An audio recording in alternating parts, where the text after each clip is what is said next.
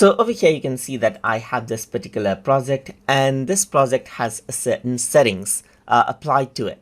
So if you want to go around and change it, then you can go around onto the menu right here and then choose settings over here. Once you do that, you can see that save to, cache management, and cache size is an option over here.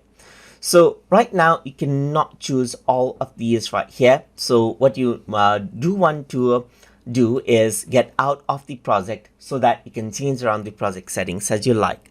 So to do that, I'm going to go around onto the menu and go back to home page right here. And this is what you have. So now you can go around and click on the gear icon right here and then go around onto settings. And once you do that, now you can see that you can change the location of where you want to save your projects to. So I'm going to go around and choose this folder, and then I'm going to go around over here onto tube drive right here, and then I'm going to go around and let's say for example save it into a folder called project right here, and then I can choose where I can save my projects just like this. You can choose to delete out cache files as well. So right now the cache size is 11.94, and as you work along with the project you might have more and more cache files which may take up your disk space. And if you were to click on the dustbin icon right here, then you can simply delete out the cache file as you like. So over here you can see that the cache management right here is an option as well, which says don't delete cache files.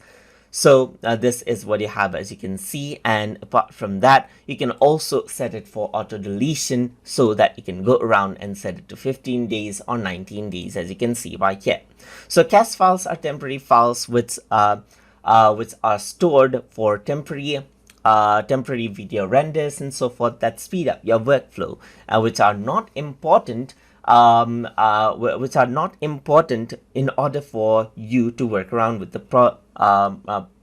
project and won't really affect it. So you can delete them, but new cache files are created and the project does slow down a bit in the beginning because the temporary files are deleted. So you can work around with that right here. So that is what the cache files are for.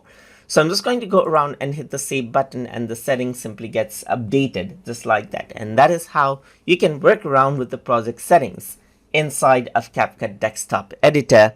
So hope you guys learned something as always. And as always, please like, comment, share, and subscribe.